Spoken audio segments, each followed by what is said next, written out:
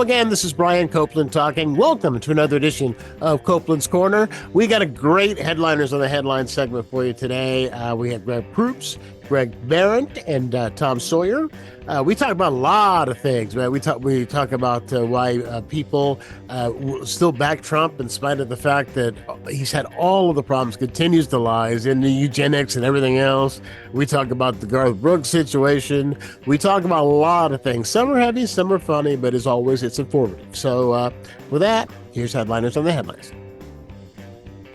All right, guys, lots to talk about. Appreciate you being here. First, we found out where everybody is. Tom, I know you're in Marin. Greg Behrendt, where are you? I'm in Studio City, Los Angeles. In Studio City, down in L.A. And yeah. Greg, are you on the road with Whose Line right now? I am, but I'm in West Hollywood right now, in the pulsing, throbbing epicenter of baby-killing celebrity. Where are you going next? Where's the next place on the stop? I don't even want to tell you. A place called New Philadelphia, Ohio. I don't know, and I don't care. And then we're all over the Midwest, and then fantastically New York. And then I go to Mexico to do Nightmare Before Christmas on Halloween in Monterey. So I'm pretty excited about that. That's awesome. That's awesome.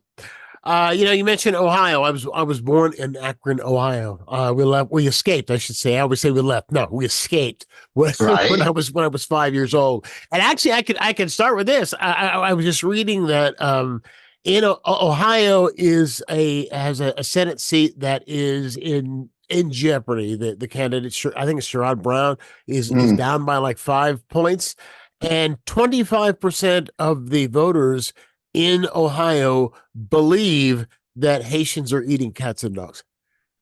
25%, a quarter of them. Can any of you explain this to me? When there's been so much information about the fact that this is misinformation, when the Republican mayor of the city has come out and said, in papers and newspaper, don't listen to this. It's not, first of all, they're not illegal. Number two, it's not true. When a woman who's inadvertently started it has come forward and given interviews on CNN and said, I guess her cat was missing or something, and she said something to a neighbor about Haitians eating them, and then she found the cat, but by then it had spread everywhere. And then she came out and said, no, I didn't mean to start anything. No, it's not true. So why is it a quarter of these people still believe? J.D. Vance said it was fake. He said it was fake. He sure did. He admitted to it being a false flag. Yeah. I think people just like the story. Well, I think sometimes that's just something fun to talk about. I think it's something. I just think the internet has killed a lot of people's brains. I think you have and 25% is a good number. I'll go with the 25%. 25% of the population can't handle the technology that we've been just bombarded with in the last 30 years or so. Mm-hmm. And these people would be so much happier if they were living like 100, 125 years ago, where they were taking a dump in a outhouse in the backyard and taking care of chickens, and their brains just can't handle it. And that's the only thing I can think of, because nothing else makes sense. And I see smart people, people I respected for years. I watched Joe Rogan say things that I never thought would come out of his face. Yeah, that surprised me. I've known the guy for over a decade. He played Cobbs for twice a year for 12 years. I've had talks with him for hours on end. A couple times, a couple weeks out of every year for 12 years, and I don't recognize this guy. But no. I think he got delighted by the power and the amount of people when he would say things like that. Like the end result is he makes money. Well, that's what it boils down to. There are people who knew Rush Limbaugh before he was Rush Limbaugh, and say that he completely changed once he hit with that show, and that show became the phenomenon it did. It changed him. He started and created a persona in order to build an audience, and then started to believe the persona that he created for himself. Well, Greg Proops, yes, you spent a lot of time in England at one point. Did you know Russell Brand, right? I do. Yeah. Is what you're seeing from him now just mind blowing? Well, I mean, yeah, it is, Tom. I knew Russell. I didn't know him in England, but I knew him when he came to LA at first, when he was trying to be a movie star and whatnot. And he was a pervert, of course, but so many people in show business are. No, I mean, I remember doing a gig in London, and the bartender telling me at the Soho Theater that he was having sexual intimacy in the dressing room before the show, and that she was repulsed beyond measure and never wanted to speak to him again. So that's where we're coming from. This was before he became Jesus, and then before he became the Hillary hating incel that we know today. And by the way, a Jew who became a Christian, which is like, you're such a Shonda. Russell's an intelligent guy, and Joe, I did his show for years, and it all changed with Hillary. The first time 45 ran, I would do Joey Coco Diaz's show, I would do Rogan's show, Adam Carolla's show, and I haven't spoken to any of them since 2016. Oh, wow. And that was the line of demarcation. You know what I mean? Like, if you were me and they go, oh my God, you didn't vote for Hillary, did you? And I'm like, yeah, I did. And then they'd be like, oh my God, that's crazy. And then I feel like you said about Rush Limbaugh. And Bernie dropping out or not being going forced out, actually. But yes. Well, forced out. Yes. I think they're clowns for the right. And I think what's really important now is to think they're all handling and dealing in misinformation. And the misinformation is, it's whether or not Russia's giving it to them. Although we found out a couple of weeks ago with the Justice Department that there's hundreds and hundreds and hundreds of outlets that are literally parroting Russian disinformation. You might even go further and say, so is NPR and CNN. Anytime you repeat something that Orange 45 says without context or without any kind of comment on it, it's Russian disinformation, because he doesn't say other things. He only lies. So as far as the people believing it, like I have people in my family, distant relatives like my sister, and she thinks that fentanyl is being brought into the United States by immigrants, you see, and no amount of facts can counteract that notion once they've taken it on board. So I think people are really susceptible to misinformation. And what makes it so depressing, to Tom's point, is that it's not just, everybody likes to think it's trailer trash and stupid white people, which it is, but it's a lot of intelligent people too. And I'll go even further and say white people are insanely vulnerable to misinformation. How is it that black people vote 85, 90%, and black women 90% plus for Hillary, Biden, and Kamala, and that white men vote 60+% for Trump? That's something that no one ever wants to talk about. Well, there's misogyny, obviously. It's misogyny that's involved. Well, Biden too, though. I mean, my candidates did not vote for Biden. Sorry. And talking about misinformation, I was reading this story about the dust up with 60 Minutes and Kamala's 60 Minutes interview, where she was asked a question about the U.S. and whether or not they would have influence. This country would have influence over Netanyahu, and she apparently gave a long. They refer to it as word salad kind of an answer. And what CBS did was, or what 60 Minutes did when they edited the piece, was they cut it down to a single intelligent sentence. And it came out that they did that. And Trump is going crazy, saying that CBS should lose its broadcast license and all this other stuff. Okay, well, come to find out that 60 Minutes for years, during a presidential year, has had both candidates on, has had individual interviews with both candidates. And Trump agreed to do it. Trump agreed to do it, and then he pulled out. And the reason he pulled out is because they said they were going to fact check it. So if you're going to fact check me, I'm not going to give you an interview.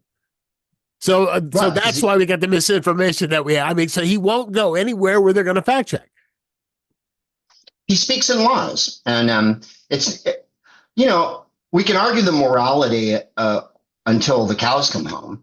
But I think that a lot of people would rather live in a world of lies than deal with, what did James Baldwin say? The harsh truth, it hides so much pain. If they really dealt with the truth, the pain would be overwhelming for them. Yeah. Their racism, their illiteracy, their lack of ambition, they're not, some of them aren't very good people. But some of them were. See, that's the thing. I mean, like, I've got a friend, I've got a friend who was a friend of mine for 40 years. And who's an intelligent guy, who was a thoughtful person who drank the Kool-Aid, and it's just insane, and I ended this 40-year friendship. And the bottom line was he posted something that the guy who I knew wouldn't post, and that was a meme of a tombstone that said 1950 to 2023, when America saw commercials with a white husband and a white wife. Because now they're showing commercials where you have and there are ads coming. I got an ad from I want to say Blue Shield or somebody with a black husband and a white wife and a biracial kid, and you're seeing more and more of that. But the fact that he would post something as racist is that's not the guy I know. And that is a story that's circulating in the manosphere about the TV commercials changing, and of course Hollywood is the first to assimilate, right? Yeah. We're where the country's going. I mean, in some ways. Well, the thing about it is the same way with wokeism, and people always go, how are you handling wokeism in San Francisco? People that I know from, back east, and they go, dude, we're so past that train station, we've been woke since the 90s, it's like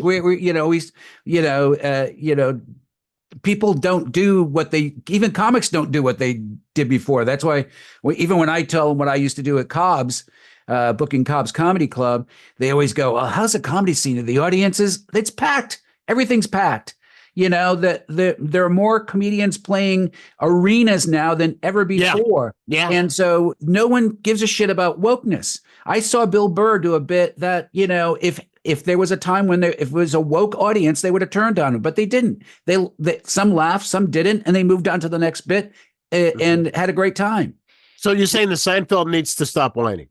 Seinfeld's a big He's a billionaire whiner. Comedy until wokeism killed comedy.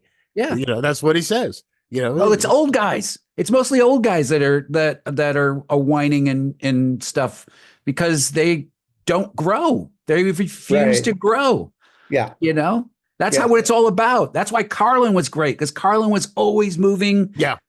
Forward, always reinventing himself, but in a way that was never where he was never George Carlin.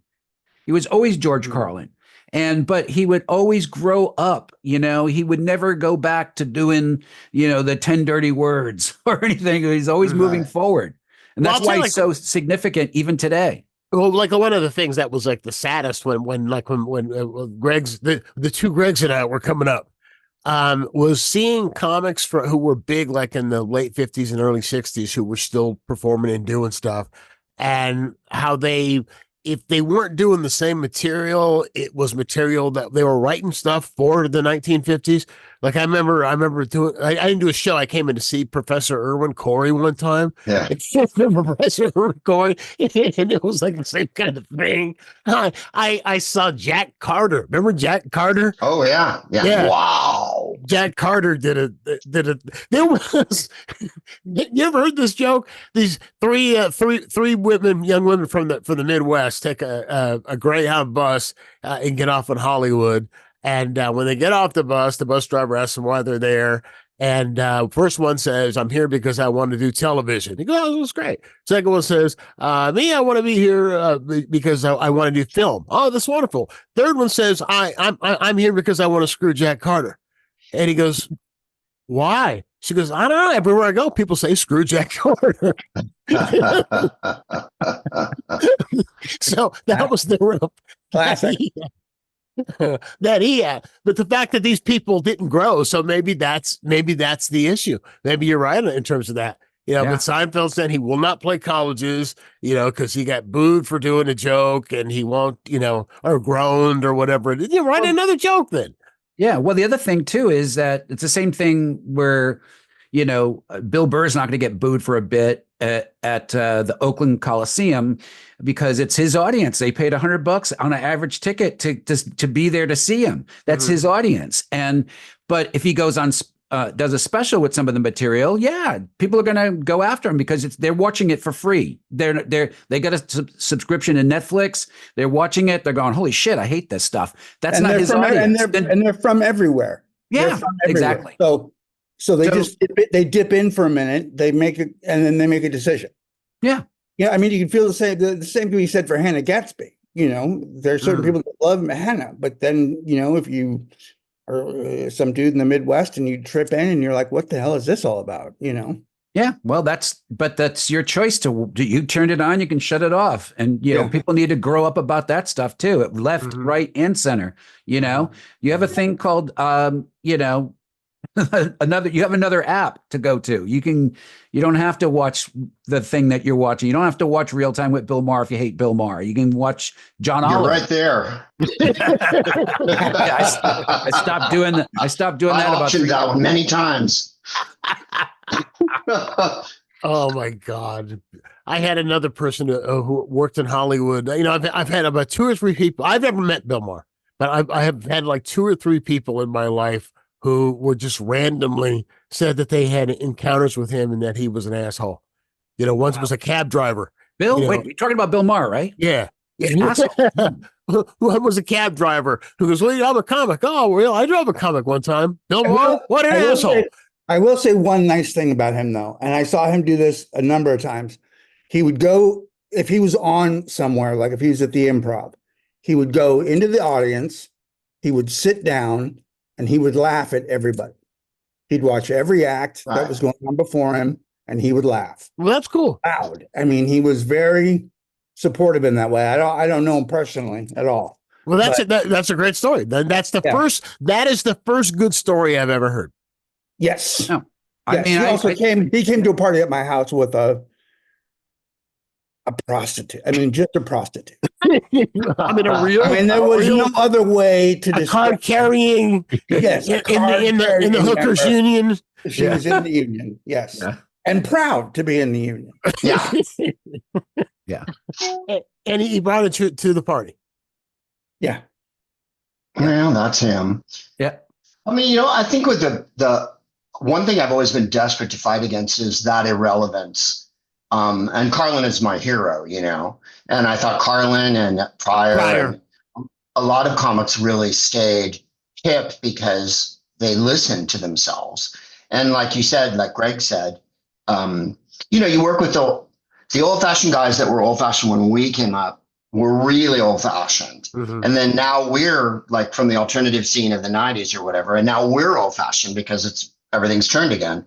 And what gets me, though, is that there's people whose names I won't mention, Matt Rife, who do crowd work and shit and really sexist material. And somehow it's edgy again. And Tom, it reminds me of playing fucking Cobb's in 1982 and guys getting up and doing Chinese driver jokes and stuff, or playing the Holy City Zoo in the old days when guys would get up and my girlfriend's fat and women are bitches and Chinese can't drive and queers on castrated. Yeah, Savage. Yeah, all that stuff. And hilariously to me, it feels like it's come full circle in that there's this weird sort of, as they say about the horseshoe with the left and the right. With comedy, there's that incel horseshoe where there's the Matt Rife, Shane Gillis, whoever you can think of they're barely disguised fascists, if not openly fascist, but it's under the guise of being edgy and, you can't take it. You know what I mean? Yes. Where it's not a matter of you can't take it. Like Tom said, we're from San Francisco. We learned in the 80s that the woke thing it's merely a matter of taste and style. Yeah. If you haven't the taste and manners to not make fun of people below you, then maybe stand-up comedy is not for you. Maybe you should be a Republican senator. The thing that you should punch up, though. You should punch up and not punch down. I mean. Yeah, the punching down's bullshit. Dice Clay pioneered it in the late 80s, right? That homeless people smell and all that. And it wasn't funny then, No. But it's disappointing having lived through the 90s and seeing it stand up sort of blossom in a way where you think, oh, wow, this is going to get very interesting and very creative. And now we're back to this Trumpy retro, I don't even know, manosphere of a Rogan sphere of white men who are persecuted. Yeah, right. Yeah. They all feel persecuted. They're the They have to victim. live on the outside. They're the victim. They're the victim of woke, which is to be awake. Yeah. And Just to be have aware, compassion. just to be empathetic. Mhm. Empathy is like almost a word that people cringe at, white males especially cringe at. Oh, I'm empathetic. Oh, yeah. That's code, isn't it? For like you're gay or something. Right. That you care, that you give a shit. I don't understand why that makes you weak, yet picking on people who are in a minority. I mean, when Chappelle, all the Rogan, all these people started attacking trans people, I was like, what the, it's Right. It's like it's not even a percent, such a minute percentage of our society. And we know these people go through hell in their life transitioning and how hard it is. And that's one of the things that I love about San Francisco, always loved about San Francisco, is that the diversity, the people you see at the Fulton Street Fair, the Castro Street Fair, and it just makes me happy to see people being who they are. Yeah. Being themselves. Yes. Well, I think a lot of that has to do with Trumpism. If you listen to Trump at a rally or the clips of Trump, he's primarily punching down. He's attacking the weak. Your problems are because of immigrants. Your problems are because of equality for women. Your problems are, because of trans people or because of gay people or because of whoever. And it's all the politics of grievance. Let me ask you this question.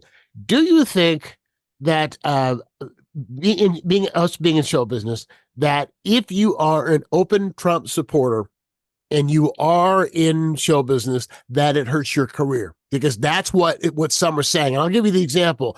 Zachary Levi, is it Levi or Levy? Levi. It is Levi. Zachary Levi. He had a huge movie with Shazam. Shazam 2 tanked. He just did this movie, the purple something in the purple crayon that tanked. He about a week ago went to a Trump rally in Michigan and came on stage and endorsed him. And he goes, "I know this is a career killer. I know that my career is over now because of the fact that I said this, and the liberals in Hollywood are not going to hire me." And the story that I read was everybody in Hollywood we were scratching our heads going, your career is already over because you just did James and the Giant Crayon and you did Shazam 2 and lost all this money. Nobody's going to put you in a more. It's not because you're a Trump supporter.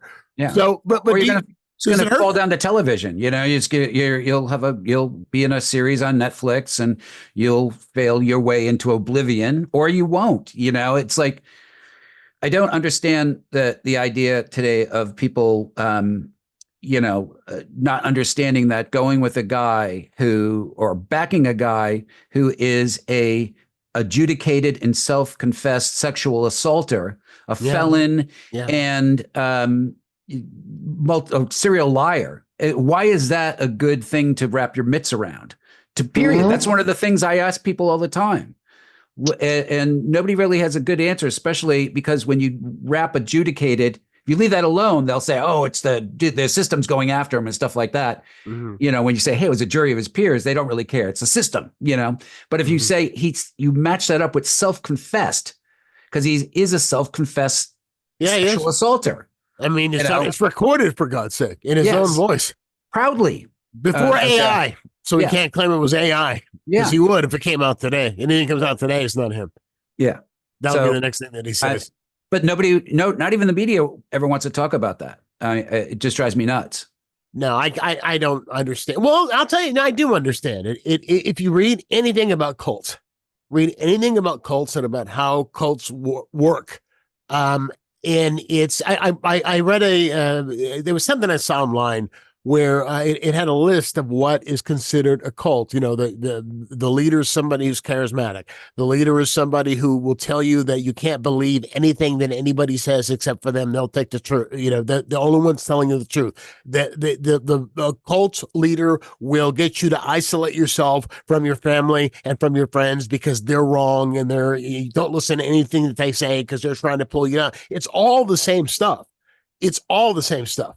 And that's the only possible explanation why all of this can happen. I mean, for God's sake, the story with the new it's a superseding indictment, is that what it is? That Judge Chutkan got last week. Mm-hmm. Normally, that would have been politically career-ending. Yet it was just a blip. It was just a blip. Yeah, you know. Well. We're also, I think, as a country, half of us are dictator curious.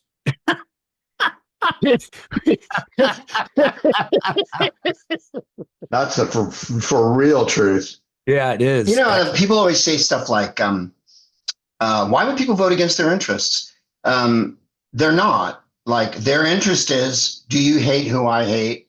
Are you going to support my belief system, and are you as racist as I want you to be?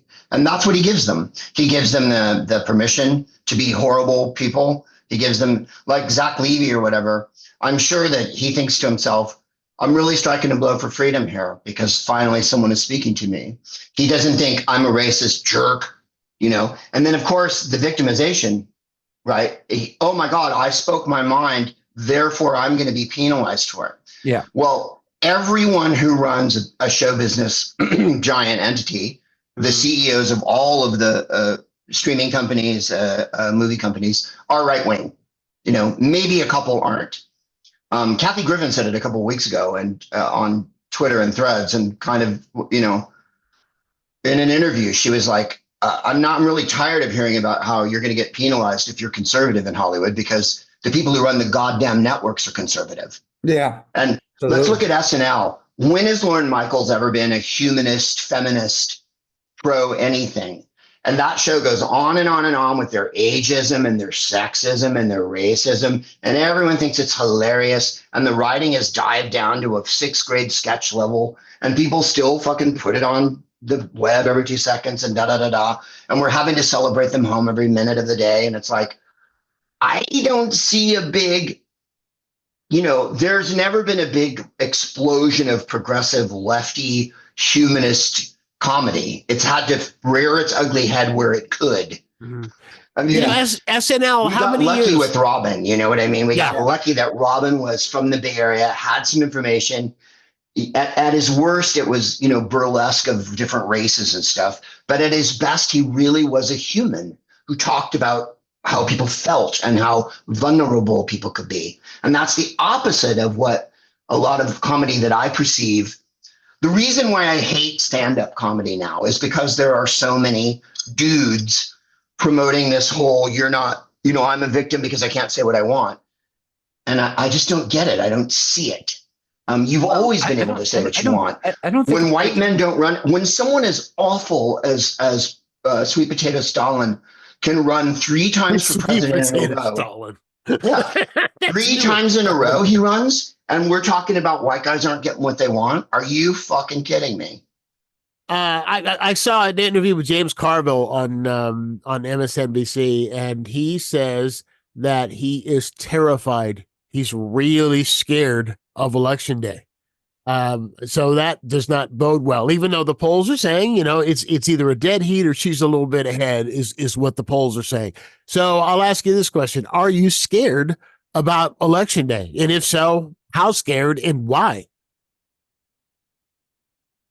Don't everybody go? Any of you? I feel like Election Day is like this hurricane and everyone's afraid it's going to be, I want it to be a non-starter. I don't think they're organized enough for there to be some kind of another January 6th situation, but I could be wrong. I think it's more, I think it's more of, for me, it's more what happens when Trump loses again. And because I honestly, I still of course, nothing's for real. And I thought Hillary was going to win for sure. And she did win the popular vote. But I do think Kamala is going to win. And I do think because while the sexes are voting completely different, women, it's almost 60-40, men at 60-40 Trump. But I think women tend to vote more. Guys don't. It's not like cool to vote or something like that. So I think we have an edge there. And I also think that I just think that when it comes time, I think there's a lot of people out there who are in neighborhoods where they have to say, I'm voting for Trump. And then when they get into the booth and they're alone, I honestly believe they're going to do the right thing. 35 to 40% of our population, or the world's population, I think is screwed. They're just crazy people. But I still believe that there's enough good people for this to be a significant victory for Kamala. I think it's going to be like Obama's 2012 election and like Bill Clinton's 1996 election. She's going to win that handily. And then he's going to try to adjudicate the devil out of it and, cheat and whatnot and try to get it thrown to the Supreme Court and all that. And it won't work. I think she's going to win. And my fervent wish is that it helps destroy the Republican Party. Romney 2 days ago, Mr. Profiles in Courage, who can't come forward and say, listen, if you told me in 2008 that Dick Cheney was going to endorse a Black woman Democrat for president, I would have blown you. And now it's like, here we are. So I don't think 45 has added any voters since the last election. No one has jumped on board that train. He's hemorrhaging really right-wing people. And I think he's hemorrhaging, and I think that the public is extraordinarily tired of his act because his act is old and boring. And he's even more batshit than he was before. Like, he's talking about eugenics. For God's sake, the man is embracing eugenics. How much more, in terms of Nazism, how closer do you get than that? There are bad genes. These people are murderers and rapists because they have bad genes. I mean, that's scary. Right? The week before last was Kristallnacht. We're going to have one night when law enforcement gets to kill everybody, which, as we know in the Nazis, we've already had the beer hall putsch. That was Hillary. And we already had COVID, which was, all the analogies. But letting law enforcement run wild is Kristallnacht, and eugenics is absolutely the final solution. And it's just that simple. Like Tom said, it's infuriating because the media has enthusiastically supported him since day jump. Yeah. And that's because the people who own the news companies are right. Everyone who owns a news company is Brian Cox in Succession. That's the thing about earlier about cutting Kamala's, answer to, they do that with Trump every day. Yeah. Every day to put a coherent sentence together, they have to cut a bunch of shit together so that when they're doing the news, they can say, this is what Trump is about, and have something cut together seemingly looking like policy, when in fact he's just rambling. The beauty is he keeps forgetting what his hit of the week was and moves to another thing. So he's off cats and dogs, and then he's in eugenics, and then he's off of that, and now he's blaming FEMA. And there's as much as I've seen Kamala, and I'll be glad when she's not campaigning anymore, but she keeps saying the same things over and over and over and over and over and over again in every interview and every. She's consistent. Well, staying on mess. Well, she's getting a lot of flack because of that, because of the fact that she's not given a press conference in 81 days. When you see her, it is, as some are saying, it's almost robotic because of the fact that she says the same thing over and over again. And I saw a story this morning that the legacy media, the mainstream media, CBS, ABC, NBC, the legacy media, they're really pissed off because of the fact that she's giving her interviews to popular podcasts. She's giving her interviews to Colbert and to The View. And there are some who are saying that that's a real mistake, and there are others who are saying that it's brilliant because she's talking to the people. Yes. Well, So, then your I thoughts? read the other day that that's actually a page out of Trump's playbook because Trump has only gone to podcasts and friendly venues. Right. You know, he obviously didn't want to do 60 Minutes. Like he knew there would be, you know, the more he lies, the more he can't stay on topic, the more his people are aware he can't be in front of an open mic with a serious journalist. Mm-hmm. And he said again, I guess yesterday, that there will not be a second debate. So quit asking him about it. Well, I mean, it's not going to happen again. The mainstream media is going to do everything they can to support fascism. And it's kind of sadly that simple right now. And part of the reason they're so upset is because like Caller Daddy gets a gigantic listenership, way more than, say, for instance, a cable news program. Yeah. And that's where the problem comes in. I was watching Lawrence O'Donnell last night, who's one of the few white guy reporters that'll actually just say, this is a lie. Yeah. You know, why are we believing it? And the stupidest man every single ad would was run for for president. Right. Yeah. Every single ad was for supplements and weight loss. Absolute And gold.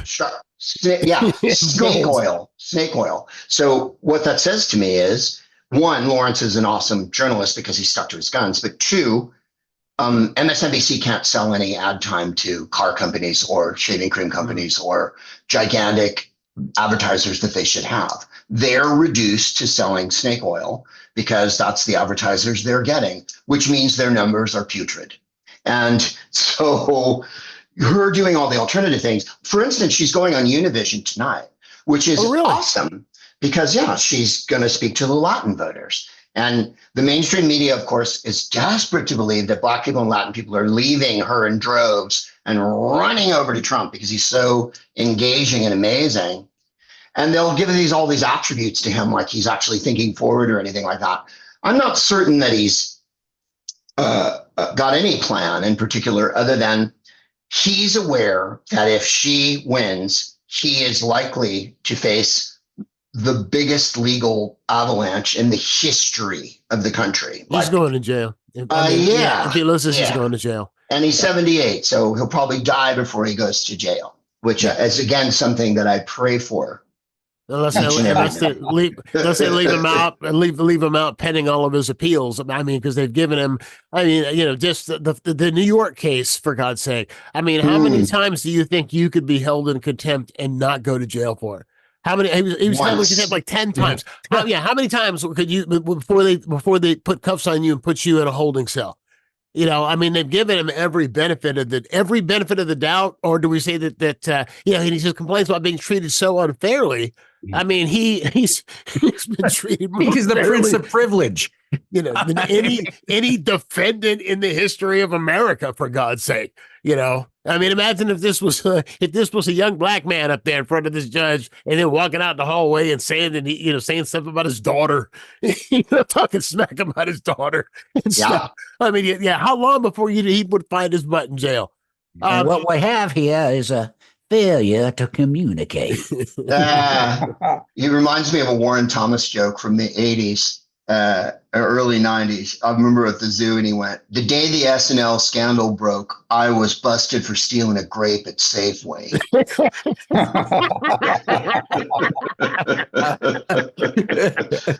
All right.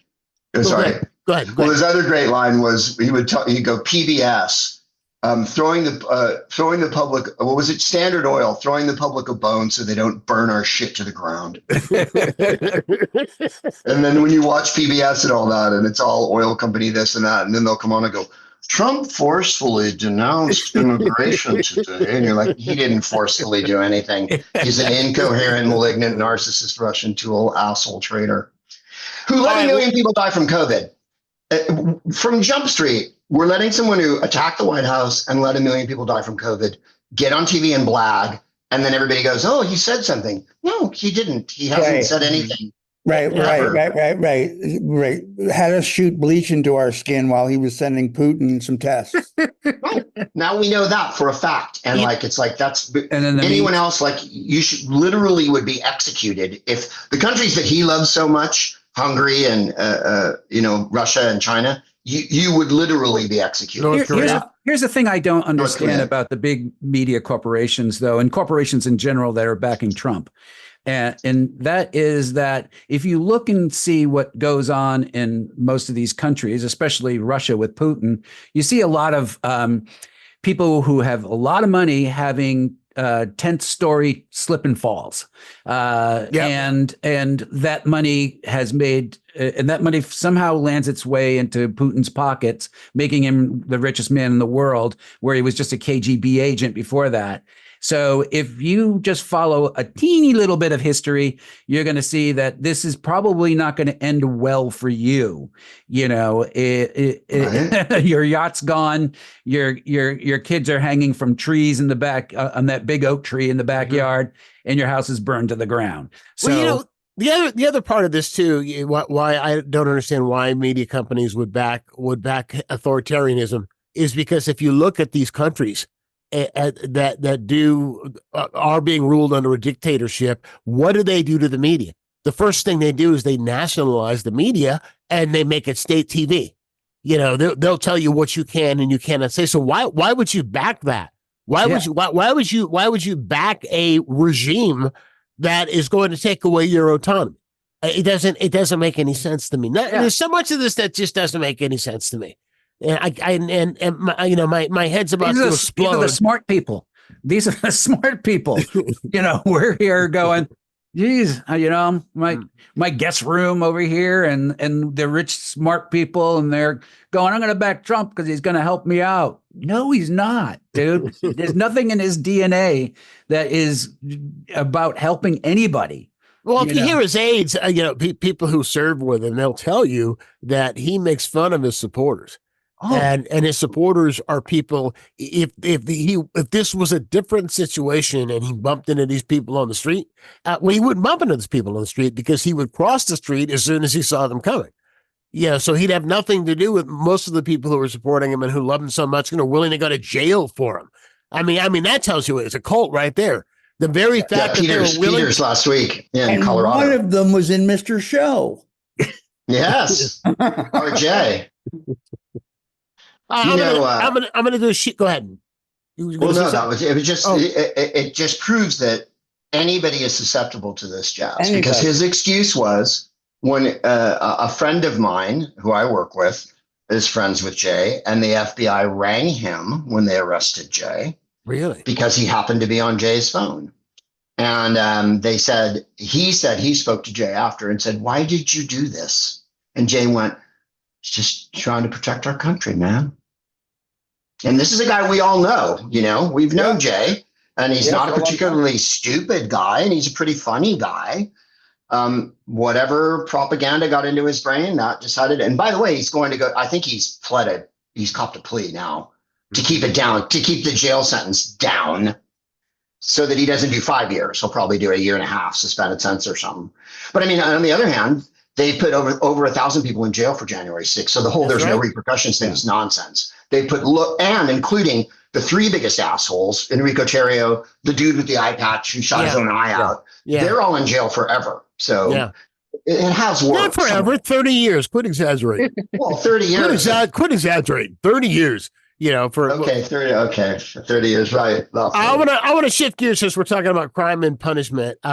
You've been following this Garth Brooks stuff at all? Because I just learned about it actually yesterday. I didn't know it had been in the news for a bit, that he has been accused of rape by a we lost Greg for a second. Hopefully, no, I'm here. Oh, okay. We don't see you. I just didn't want you to see what I was about to do there. Whenever you mention Garth Brooks, I get very excited.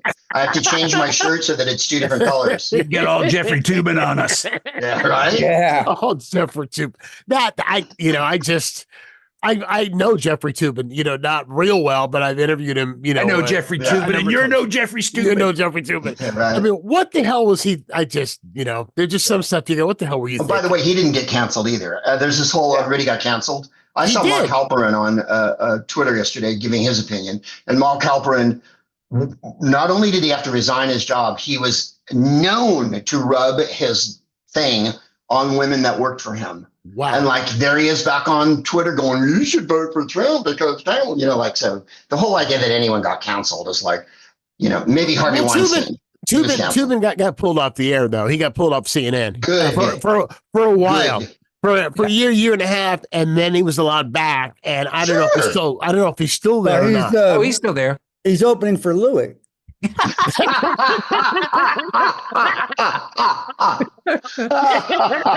At Madison Square Garden, Yeah. that is sold out, and that he's doing jokes about the behavior that got him in trouble. Yeah. He's selling out Because he's Madison been Square canceled. And the women comics, from what I understand, have been blackballed.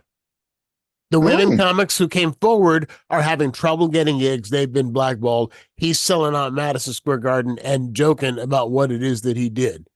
Well, so it's, but on this Garth Brooks thing, I'm really curious as to your take on this, because this is kind of it's a dangerous subject. Anytime you're talking about rape, it's real easy to have what you say be misconstrued or so. I'm just telling you before we walk this tightrope. All right. So it's the woman who did hair and makeup for Garth Brooks and for his wife, Trisha Yearwood. I'm not a big country guy. Yeah, surprise. Well, she accused him of raping her in, I guess, 2019 in a hotel room in Los Angeles, and she's been referred to, as rape victims generally are, as Jane Doe. And they hide their identities. They shield them for their protection. So Garth Brooks issued a statement saying that this was extortion. She was saying, if you don't write a check for millions of dollars to me, I'm going to go forward with this allegation. And then he filed a lawsuit, a preemptive lawsuit, to keep her from being able to go after him. And in the lawsuit, he named her. And so her attorneys are saying that it's despicable to ever name a rape victim. And this has always bothered me, because I don't think you should name rape victims. But on the other hand, if you're accused, whether you're acquitted or not, that bell can't be unrung. So it's just as unfair. And see, I'm going to get in trouble for this. It's just as unfair, in my opinion, to name the person who has been accused until they've been convicted. Once they've been convicted, it's different. But if they've not been convicted, as I say, you cannot unring that bell once they're accused. Look at Woody Allen. Look at Nate. What was his name? He did The Birth of a Nation. That was supposed to be this big, huge movie that they expected him to win Oscars for. And it went up in flames because people found out that he had been tried for a gang rape. He and a college buddy back in college, and he was acquitted. A jury acquitted him, but they, wrote rapist all over the posters, and the movie opened and closed in a weekend. So do you think that it's, I'm not going to say right or fair, but if you're not going to name rape victims, is this heresy for me to say you shouldn't name the accused either until they're convicted of what it is they've been accused of? Cowards, chicken shits. I'm not a big. I don't think you should name the victims. However, I do agree with your point. There is such a thing as people who take advantage of it. But I think by and large, that's not the case. Right. And men certainly are not as sympathetic as they might be to the entire issue. And any woman will tell you that they've been hassled since they were a little girl by a dazzling variety of men, not just creeps and not just the usual suspects, but next door neighbors, priests, guys at bus stops, walking down the street. And I mean from when they're little. I don't mean from when they're 17 and they deserve it. I mean, and of course that'll only be the only quote that's from this is Greg Proops says, when you're 17, you deserve it. That's the 60 Minutes quote. That's 60 Minutes cut right there. I tend to fall down on the side of women in this one and the accused. If he really legitimately, and I'm sure he does, thinks it didn't happen or whatever, it has to be played out. It's way, like you say, there's so much complication in it. If Hannibal Buress hadn't have done that routine, and that routine hadn't caught everyone's attention, there's a very good chance Bill Cosby would have never gone to jail and wouldn't have been disgraced. Oh, And I'm going to go farther than that and say that it's 100%. He never would have gone in jail. Yep. You know, and the fact that you had so many women who had come forward for years Yep. prior to him standing up there, doing a 5-minute bit, and then all of a sudden the world goes crazy after all But these women also, have come forward for years. but the same thing with Louis. I mean, I had heard stories of Louis doing what he was doing way before the shit hit the fan. In fact, that's the thing that pisses me off the most about all aspects of this. I mean, everybody had to know that they were getting to the edge of the place where real shit's going to go down, and he's going to his career is going to be, at least one part of it is going to be over, and another part of it will be over for a good amount of time. Nobody put him into rehab. He could have came out and said, "Hey, I'm a sex addict. Or, I'm going to rehab. I really apologize to the women I victimized by doing what I thought I was trying to be a nice guy doing some creepy thing." He could have been so proactive about it, because Me Too had already started and everybody was joking about, oh, Louis probably next. And, instead his management went after the women he victimized, and we're really stupid about it. I mean, it was just a bunch of stupid things that are around white guys thinking they're invulnerable until they're not, Well, I talk about this in the show I'm doing, the Great American Shit Show, about the fact that, none of this shit happened in a vacuum. None of this Me Too stuff happened in a vacuum. Like, it was widely known that Charlie Rose would walk around naked in front of female subordinates at his house. And when it came up in conversation, people would just say, that's just Charlie being Charlie. Agents in Hollywood knew exactly who Harvey Weinstein was, yet sent the actresses that he represented to meet him in hotel rooms anyway. And female agents did this to other women. So I guess my next question then would be, if you are somebody who's aware of this behavior and you don't speak up, and I'm saying especially men, particularly men, are you complicit? And I got to say, yeah, you are, if you know and you're not saying anything. But it's interesting because I knew about Louis, and it had been brought up to me by one of his victims, and I didn't know who to tell. Right? Who do I tell? I mean, if she's not going to say anything, do I tell? I mean, I guess it would have been because she worked at a club. I guess it would have been the club owner. I just don't know. I just remember it happening, and she was just pissed and grossed out. But you like, I think you put about your that hand all in front of the camera. Oh yeah, but then I think, who should I have told?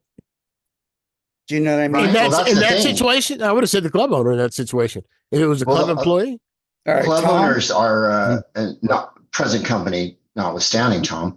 A good deal of the club owners in this country could really give two fucks about the women's safety in the club. Waitresses, comics, anything. They really don't give a shit.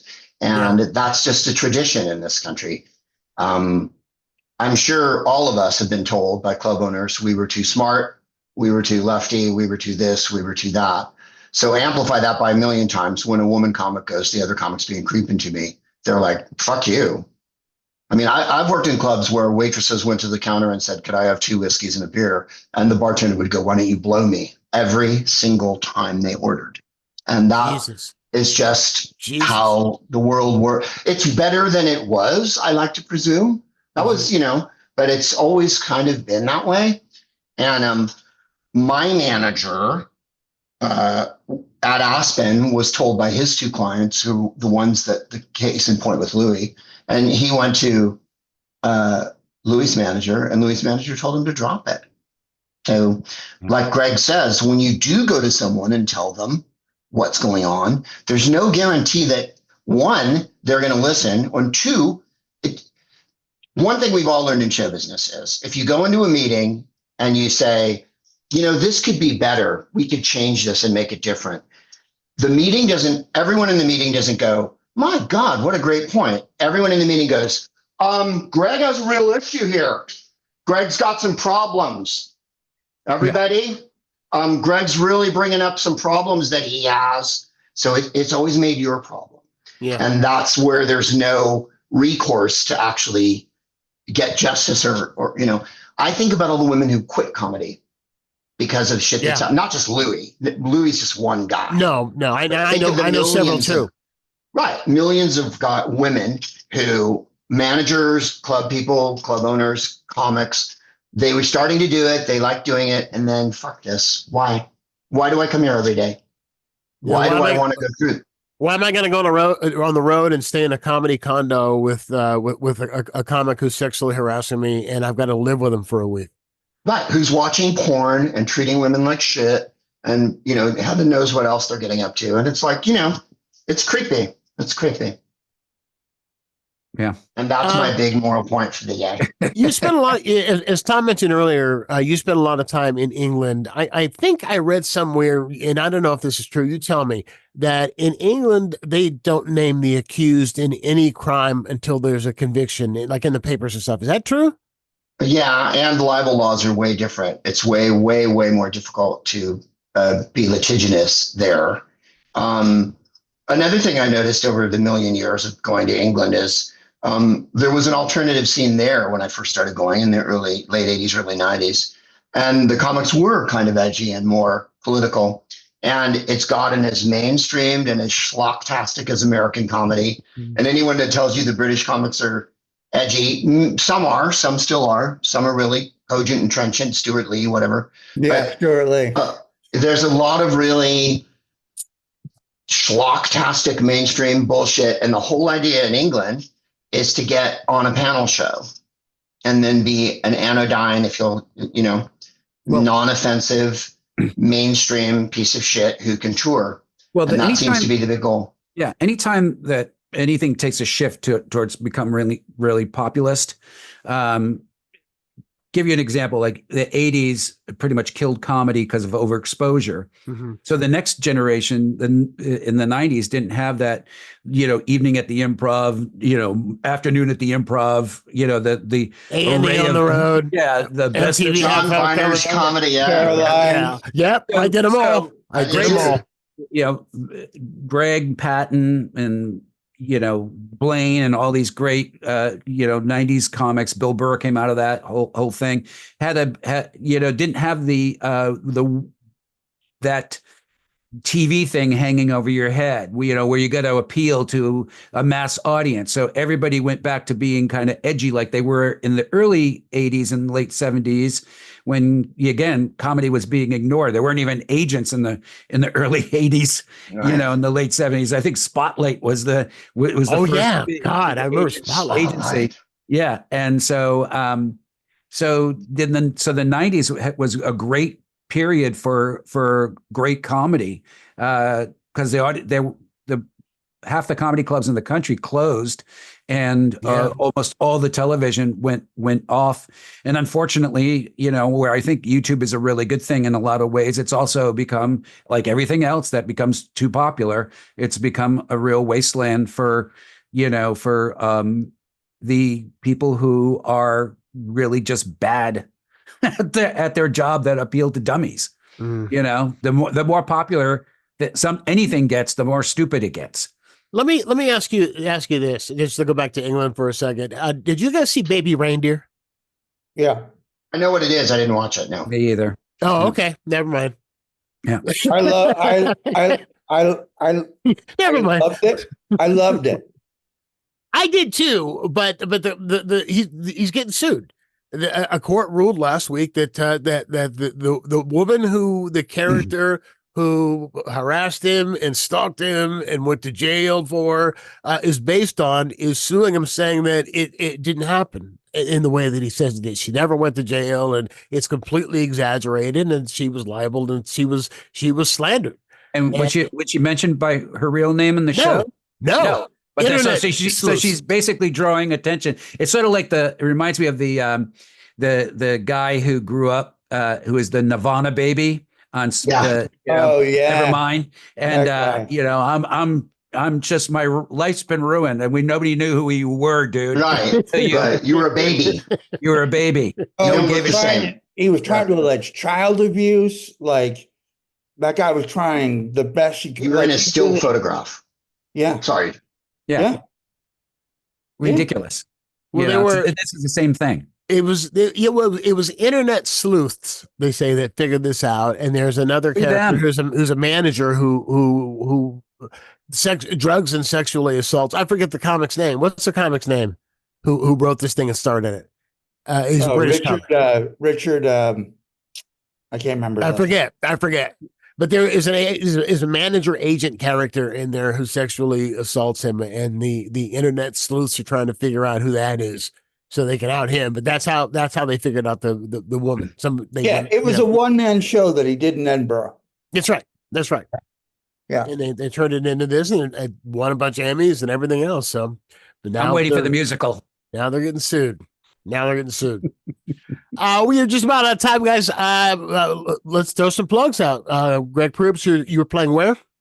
Thank you very much, Brian. I'm on the road with Who's Line. It's me, Ryan Stiles, Jeff Davis, Joel Murray, Laura Hall from Who's Line. And then in November, I think we'll probably have Gary. We had Dave Foley sit in with us last week in Canada. And we're on the road forever and ever, all over the Midwest and the East, and then Hawaii. And then I'm going to be at Nightmare Before Christmas in Mexico on Halloween, December 12th in London at Wembley. And that's live with an orchestra and all that.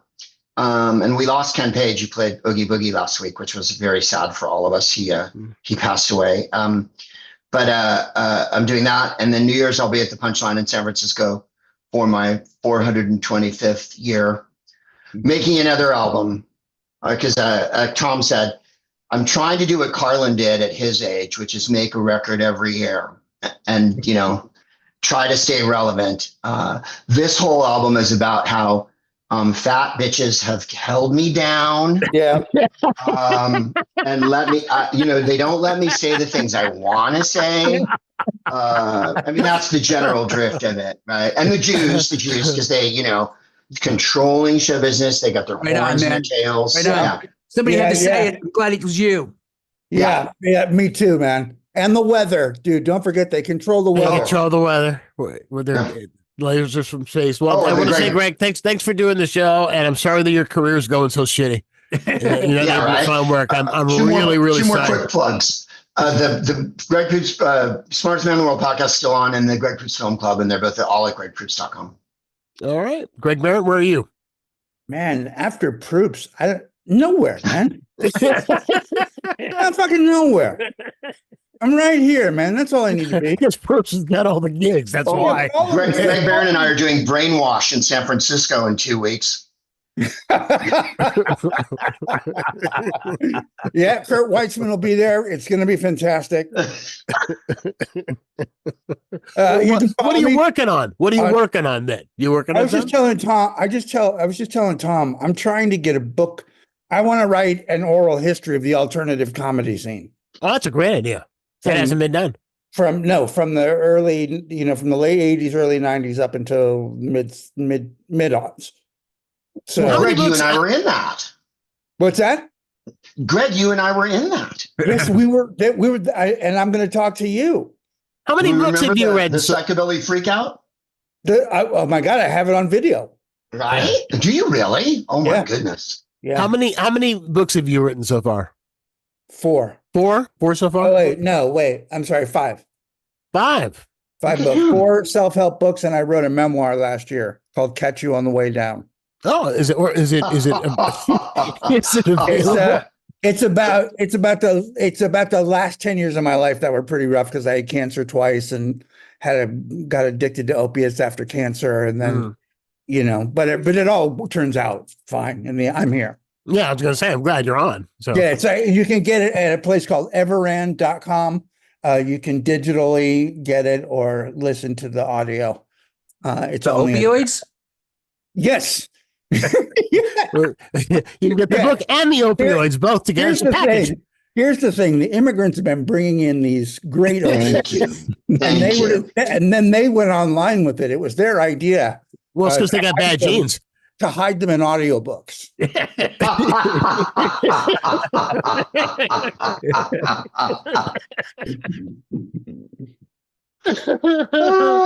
Because addicts are generally very literary, so that's a very, very, very good idea.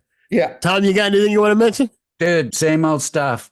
Catch the Comedy Club, documentary about Cobb's Comedy Club and myself on Amazon Prime, Tubi, Plex, and you can stream it on those sites. Did you forget to interview me for that, Tom? What? Yeah, I forget. I didn't. It's not my movie, dude. Here's the thing about documentaries. Nobody.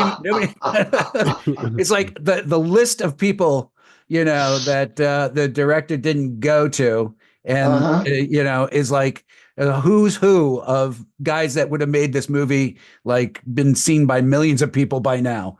Rogan was like the next week that after he stopped filming. Patton Oswalt and David Cross together. It's ridiculous how many people that he could have interviewed. But I don't want to get into that because it really makes me mad.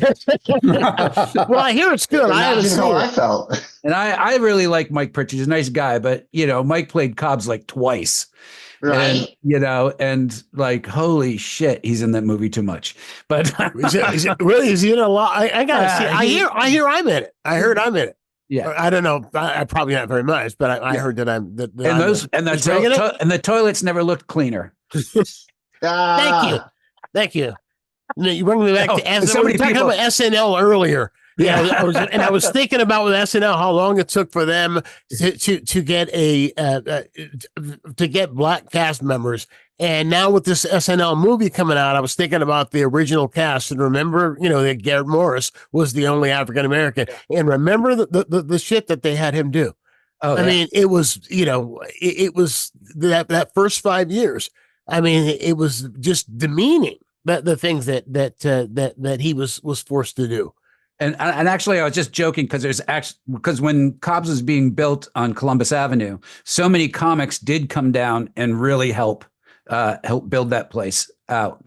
So there was a lot of people actually, I think there's part of the movie where me and my ex-wife are in a bathroom cleaning, and then like W. Kamau Bell's ripping off, styrofoam from the ceiling, and Joe Klosik, and so there's a lot of people helped make that club what it is today. So, and a lot of them are sick from the asbestos from ripping off the ceiling. So, well, there's give and take.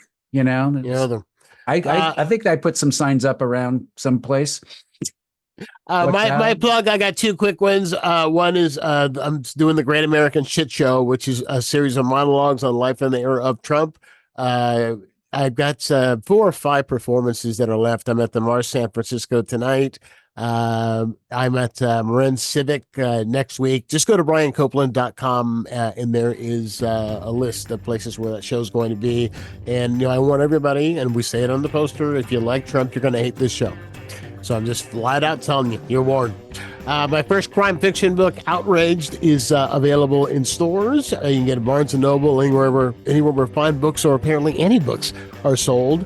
I got a second one that's coming out. It's going to be a crime fiction series with the same characters. Second one comes out next April, writing the third one for April of 2026. Awesome. So check them out. Check them out. Greg Proops, Greg Behrendt, appreciate you guys being here with us. And Tom, our other executive producer, appreciate you being with us as well.